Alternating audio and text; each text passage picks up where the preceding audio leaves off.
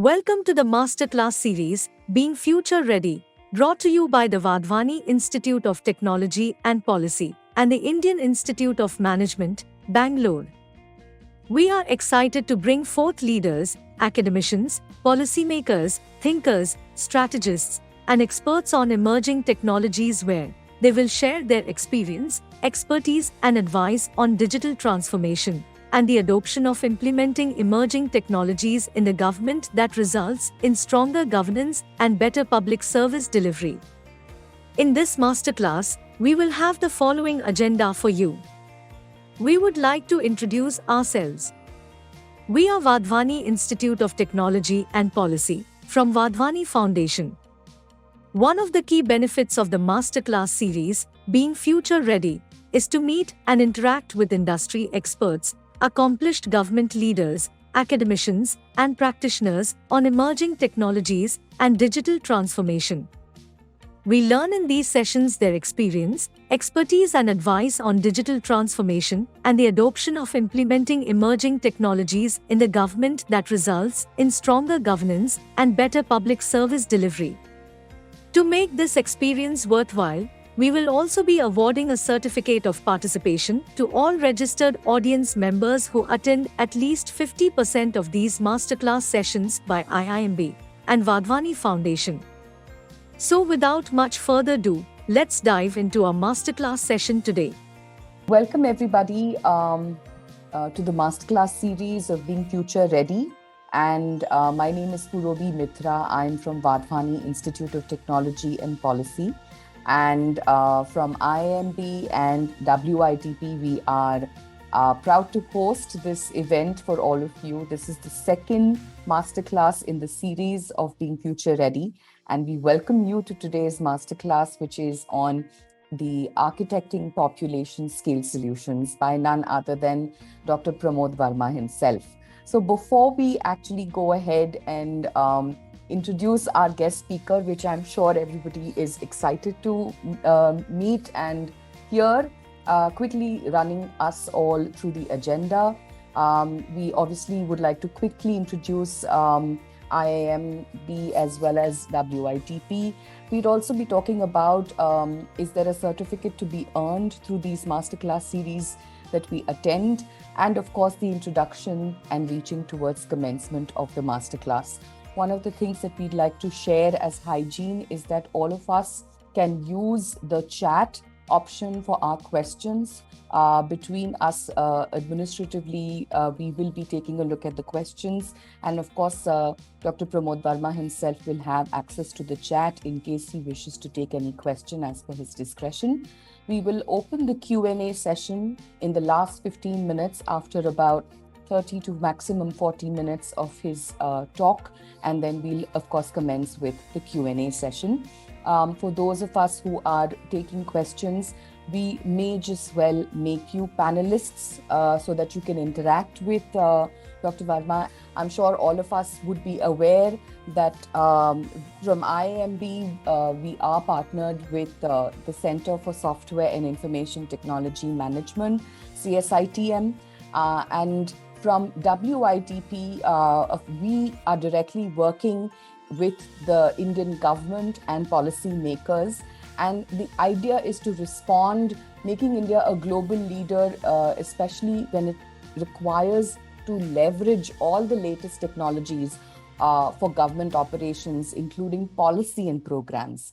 We do have three functions within WITP, which is Academy, where we are not only training, but also working towards skilling these policymakers and bureaucrats in the awareness of emerging technology and implementing these technologies through projects and POCs. We also have a dedicated projects team that does that. And we also have a tech-centered policy team that focuses on data sharing, data privacy, and EV battery swapping related papers. So we do work directly with the Ministry of Electronics and Information Technology. While we are talking about what we do, in association with IIMB, as we have launched this series, we also encourage that we all look forward for the up and coming masterclass series that will be held in each month till March, and of course, with the minimum eligibility of having attended 3 masterclasses, IIMB and WITP together will be awarding a certificate to all of us who have managed to clear attending these 3 masterclasses, or even all 6. At this point, I will take no more time and I'll go ahead and introduce Dr. Pramod Varma, a little bit about him before I give the stage to him. He is known, and I'm sure all of us would be aware, he is the chief architect of Aadhaar, India's largest identity program, where we are covering more than 1.3 billion people. He's also the chief architect for various India Stack layers, such as e-sign, digital locker, UPI, data empowerment and protection architecture. He is also working at population scale, which is also working at a population scale in India. And also, Dr. Varma plays an integral role in architecting India's digital health infrastructure, ABDM, vaccination and immunization infrastructure, which is COVIN and DIBOC, and unified health interface, which is the UHI. He is also an author and for the open source Beckn protocol. And more importantly, he's also an advisor to the Unique Identification Authority of India, UIDAI. Also, he's worked closely with GSTN, NPCI, National Health Authority, and also with SEBI. Not to also forget that he does hold a doctorate in computer science, along with the master's in applied mathematics. When it comes, of course, I'm sure you can see when it comes to the interest scales, his, of course, interest lies in internet scale distributed architectures and intelligent systems. We are excited to have Dr. Pramod Varma today, and specifically, share his point of view and throw some light on architecting population scale solutions. So welcome, Dr. Varma. Thank you so much, and thank you everyone for being here this morning. And I'm hoping to take you through quite rapidly, because I think it would be wonderful to have some conversations, because much of this is actually in the public domain. And many of you, especially if you are from, the ecosystem itself, implementation startup ecosystem, or if you are from the academic circles, very high chance you have studied at least few of this very, very well. So I don't want to bore you with everything you already know. So I'm hoping maybe I'll take about 30 minutes or so to go through. But there are some very key, there are some hypotheses, and there's some essence of the method to this madness, India's digital infrastructure. They are not to be seen as bunch of independent stuff that we are doing. They are extremely connected, and extremely connected towards a single goal of formalization. Okay, so it's very, very important that you get the big picture, and that allows you to fit the pieces of the puzzle in your mind very well. And I'm hoping that I'll achieve. Individually, each of them, UPI and Aadhaar, it's enough being written about, and you can obviously go and study more. And I hope you'll have some conversations at the end of the day. Again, quickly, all of you know, India is extremely diverse, and we just going to be, latest population discussion says we are going to overtake China next year. So large population, very diverse, very aspirational, and very young. And, sort of India 2, India 3, India 1, we use these words, but there's no hard definition of any of this. But really it means that the essence of this is that one single solution doesn't fit, and one approach doesn't fit to the entire population. So we need to layer it and allow blooming of many, many solutions as we do things. And that's one of the things that you need to keep in mind. This is a lot of times it's surprising to people that even as late as 2008, when even Android was launched, iPhone was launched, Android was launched, even then we had sub 20% bank account penetration, and that's not obvious because most of you would have seen, your parents or even that generation having bank accounts. A lot of us are very privileged in that sense, right?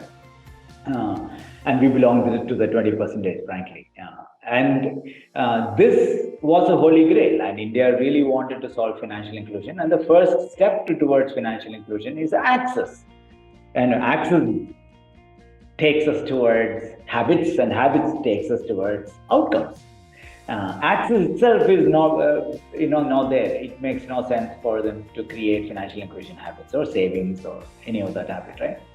At the same time, in 2008, we were also spending, I think, 2.5% of GDP, roughly about 18% of the budget, $50 billion at that time, on direct subsidy. And the direct subsidy regime was so high that once Rajiv Gandhi made the statement that less than 10% actually reaches the poor. But of course, we improved through 90s and 2000. We improved much through digitization and some better tracking and so on. But even though the large diversion and leakages existed in cooking gas program, food program, fertilizer program, adding up quite a lot of amount to the exchequer, right? So it needed to be addressed as well. How do you efficiently deliver subsidy schemes to the intended people with efficiency, traceability, and so on, without cutting the middleman who is sort of stealing? By the way, if you fast forward, this is a report published by Bureau of International Settlements, Central Bank of Central Banks in Basel. This report came out of BIS in Basel in 2020 December. That says India would have taken 46 years. 2011, we were roughly about 20% bank account opening here at the bottom left. We would have taken 46 years to get to 80% bank account opening if we did nothing unusual. If we did our regular things and keep pushing for a bank account opening, we would have taken about 4.5 decades to get to 80-85% banking penetration, right? But their study shows that we took flat 6 years. And that's crazy. And that's a compression of 4 decades of possible development delays, development cycle delay. This non-linearity completely surprised observers, right? BIS who are observing how is India doing financial inclusion. It very much surprised them that this exponential or non-linear solutioning happened in India by compressing development cycles. And this is a study publicly published by BIS. So it's amazing what India managed to achieve in 6 years, what we otherwise would have taken 40 plus years. During the same time, by 2020, we were already doing, out of the 50 billion subsidies I talked about earlier, about 310 plus federal or the central benefit scheme, and 600 plus. There are about 1,000 total state schemes were all converted to direct subsidy. What does it mean? That means all these programs now send money directly to the people's bank account instead of money moving through the supply chain with middlemen and delays and stealing and everything else that's going on. We dramatically shifted the paradigm. We reimagined the way benefits transfer could be done in the last 10 years and shifted the entire narrative. And this is a very politically attractive aspect because politicians now can actually claim that we gave you the money in your bank account, right? So it was sort of wonderfully incentive aligned, except for the people who were, benefiting from the bad system. Other than them, most people, recipients, political masters, bureaucrats, everybody generally like the leadership, bureaucrats for sure, like the idea that this can be done in India. In India is the only country that has 650 million people who can actually receive money instantly on their identity number. And it's very powerful, right? It doesn't matter where you bank. I can send money on your Aadhaar number. It's an extremely powerful. That means you become financially addressable, quite like your phone number becomes, communication address. Aadhaar also became a financial address for you to reach money, irrespective of where you live, who you bank with, you can still receive the money. And this allows a lot of schemes, pension, cooking gas, everything to be completely transformed. And it's amazing. And the savings, as of last year we did 80 billion US dollars on this pipe. And the savings of $28 billion is just on central schemes, federal schemes, okay? The state scheme savings are not even counted. So this is, ROI, it's totally worth. So we compressed the development cycle. 6 years we gave, 600 million plus people bank account through Jan Dhan program and Aadhaar KYC and everything else. And we moved money directly to so many people and saved $28 billion out of this, of leakages. It's just finance minister's dream, right, to get this right. And people's dream, and politicians' dream. And so we sort of manage the non-linear transformation quite well. Also, what happened, this is important. When you lay a digital infrastructure, like a payment infrastructure, an identity infrastructure, it allows the country to be resilient to unknown.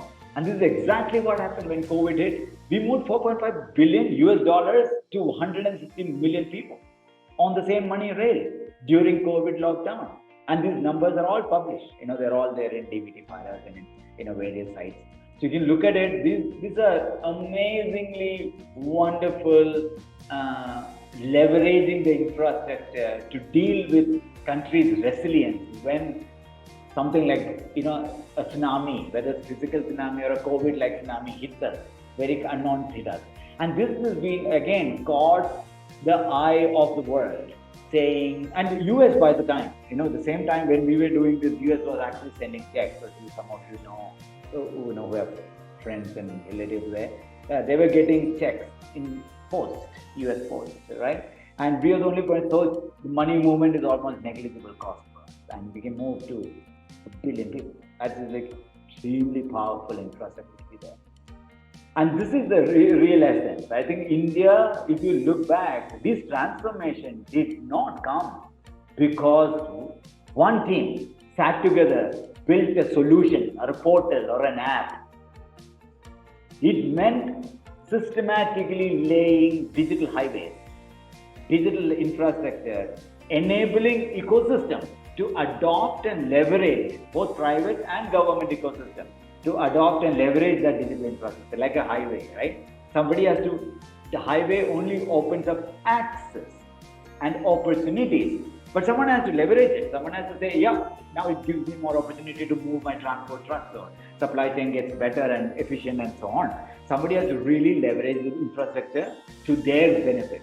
So this is the power India, that's a magic combination India has shown very well, that we can indeed create digital highways, a digital infrastructure. On top of it, non-linear transformation can happen when ecosystem learns to leverage these building blocks towards their purpose, whether to deliver bank accounts, to deliver savings products, or to deliver lending, or to deliver government benefits. Doesn't matter what the solution ought to be. Or for education or healthcare. Today, we are starting to use the same infrastructure for under ABDM for healthcare, for example.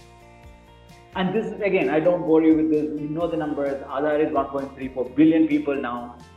We have 650 million people. And good part about this, and again, I think what is eye-opener here is not the supply side number that we reach 1.34 billion people. Every month, roughly about 1.5 billion Aadhaar authentications happen in the system. Mostly it's not you and I.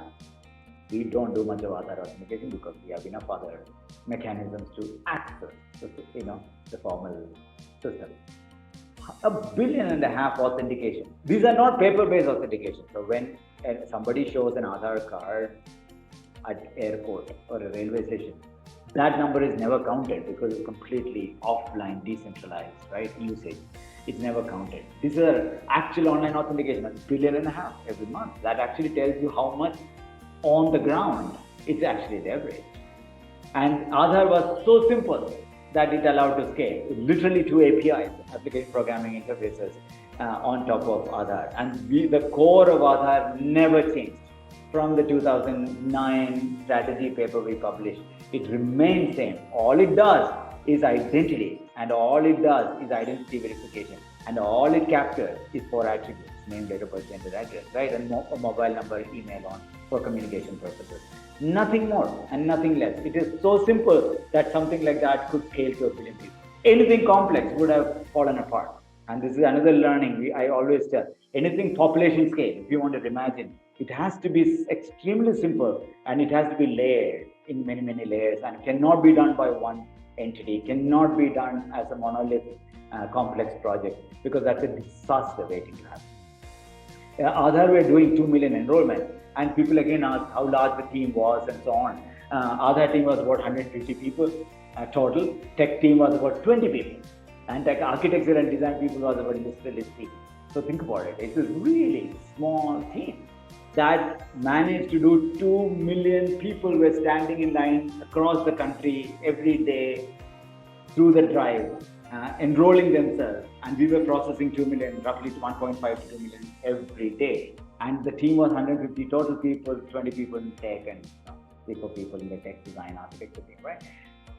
Our ability, it came again from wonderful use of technology to be able to automate and enforce processes and policies. But even more important, Aadhaar, including the operations, was heavily ecosystem driven. We leveraged the ecosystem to together to succeed.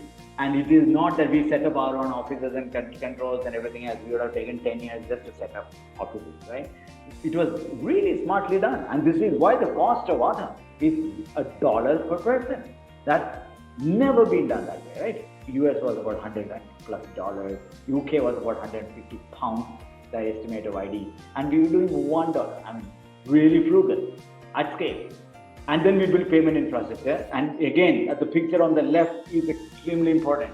When we build payment infrastructure, we did not look at infrastructure. It's about the payment rail. It's not about the payment app. It's not about the payment mobile app or a smartphone app or a feature phone app or a merchant app or a vegetable vendor app. There are many innovators who are building this innovation on the edges. What is that pipe? Payment pipe. So UPI was actually a pipe that allowed any to any account to any account, any currency to any currency, any device to any device, any bank to any bank, or any wallet, any stored value for that matter. We could move money instantly, guaranteed settlement, and trusted network. That was the power of UPI protocol, literally 2 pages of protocol spec. Right? Now it allows feature phone users, smartphone users, of course, all of us use UPI, and no phone users. The same UPI protocol is also used for biometric-based, Aadhaar-based payments today. So when somebody does biometric-based remittance to their wife sitting in their village, behind the scene it uses UPI protocol, same spec. It's like GSM. When you talk phone from Airtel to Vodafone to AT&T across the world or whatever, right? We all use GSM protocol. So think of UPI as a protocol. And of course, the success of UPI, I don't need to repeat it. Everybody talks about it. And last year, of course, we overtook China plus UK plus US, all put together, real-time money transaction. This year, we are going to blow past like crazy. And the real, again, what is written in white is very key. It is a unifying infrastructure, extremely minimalistic, generalized, infrastructure that unifies. It's not a solution, it's not an app, it doesn't have an opinionated view that it has to be PIN-based authentication. UPI has no affinity to actual PIN entry. That's why we can do biometric authentication. Now you can do voice-based authentication today on IVR, right? Anything can be done today as a layer of innovation on top of UPI. So UPI was minimalistic, interoperable, unifying protocol. Very, very, very powerfully constructed and generalized enough, which is why we are able to go to Singapore or UAE, or now France is adopting UPI and 25 other countries are in discussions and so on, right? The power of that is because it was done truly like GSM or SMTP. People are familiar with these protocols, right? And of course, a large ecosystem playing in it. And then we did data empowerment, right? In data empowerment, the essence of data and credentialing is to create high trust and law costs. And a lot of academicians, lot of academic circles, many of you may be from that, when someone joins, IIM or any of these cases, the ability to verify their academic certificates and credentials and work credentials are almost pretty bad, okay, for us. It is paper-based, some gazette notified with some seal. It sort of makes no sense in 2022 to believe that paper is not fake. This is why offer letters, certificates are all created in the fake world.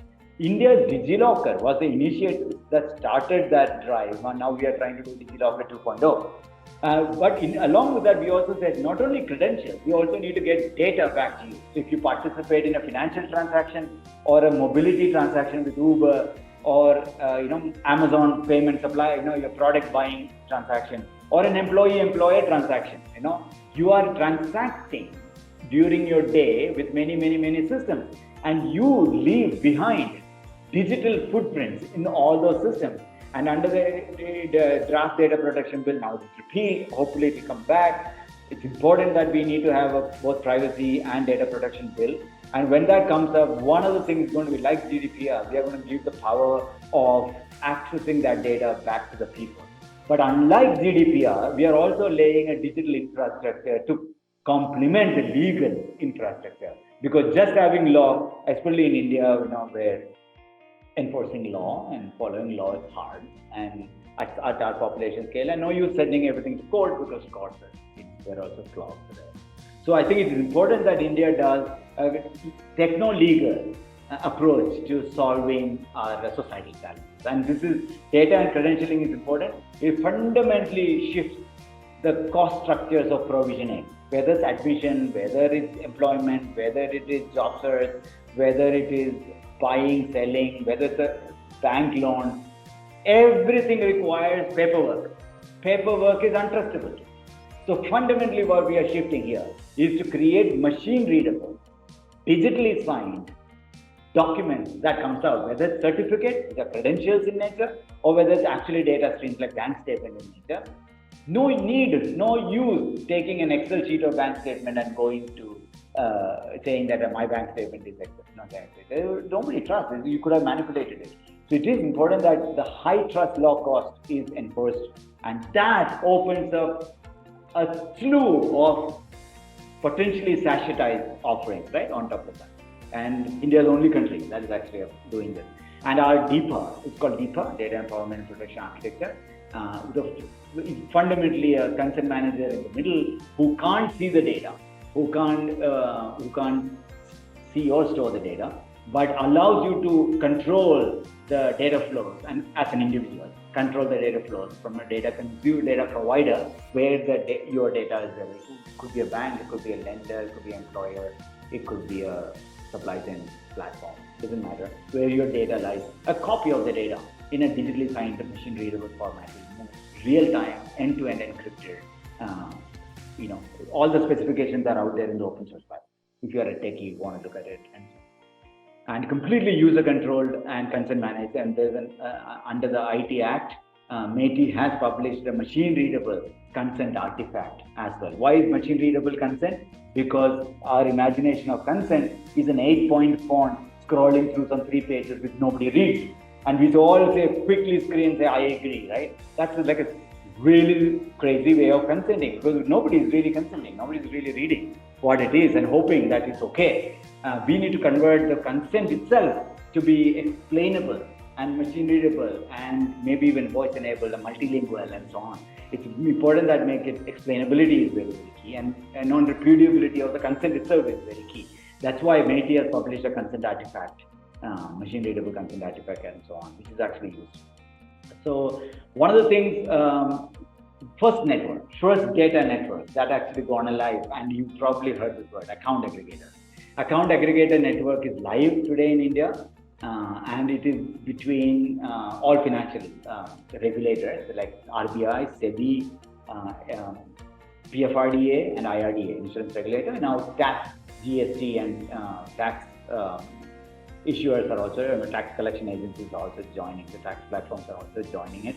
So your financial data lying in this left side boxes. Now you can sign up to any consent manager. There are three, four consent managers today, what's called account aggregator.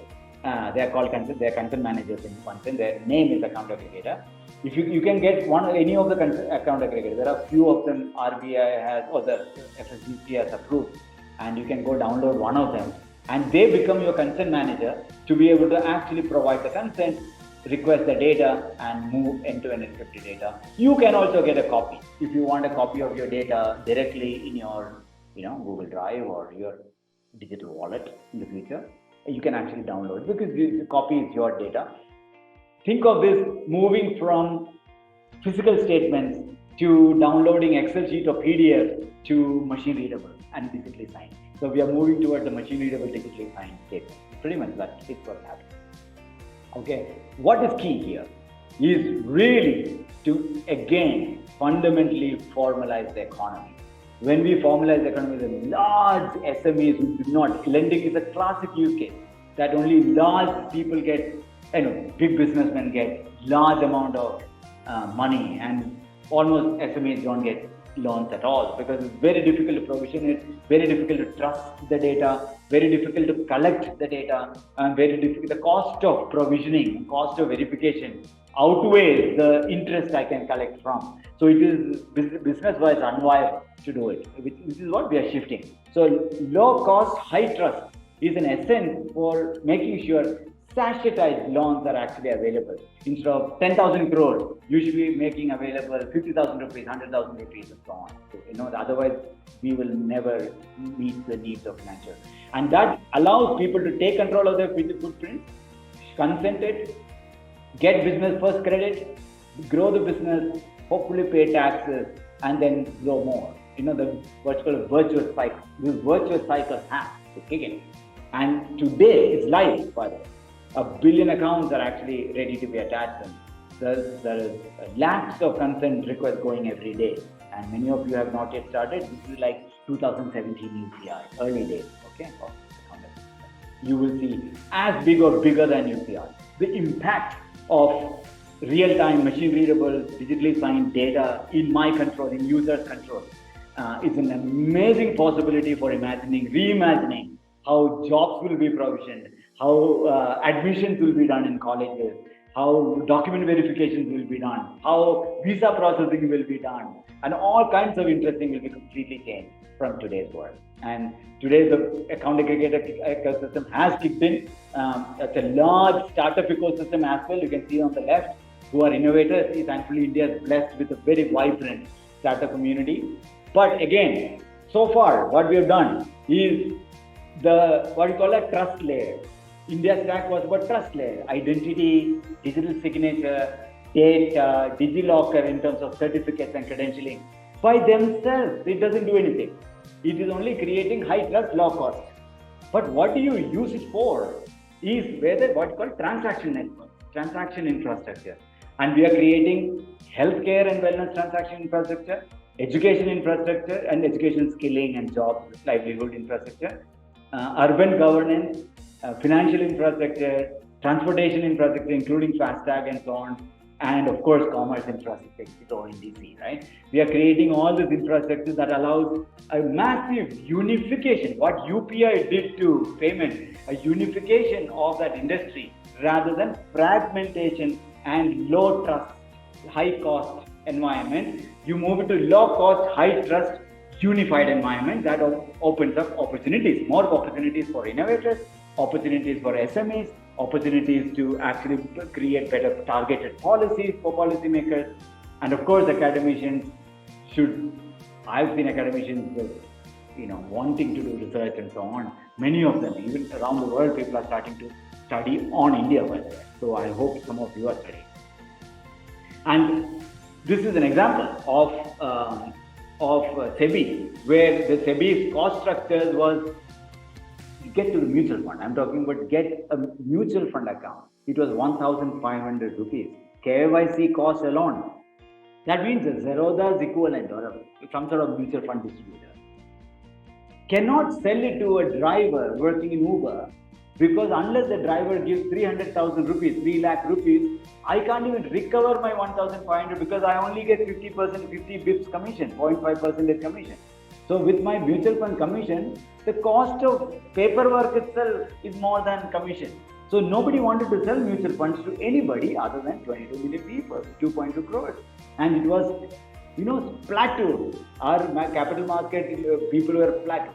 And today, with the transformation, today the cost is now literally sub 20 rupees. From 1,500 rupees became 15 rupees. So think about it. It's not an order of one, it's an order of two reduction of cost. Suddenly it meant you only need 1,000 rupees to save, 2,000 rupees to save, and it's still viable for a mutual fund distributor. And that's how Zerodha has publicly admitted, right? Saying that without India Stack and without policy support, we would have never managed to, sort of become SIP investment at scale, systematic investment.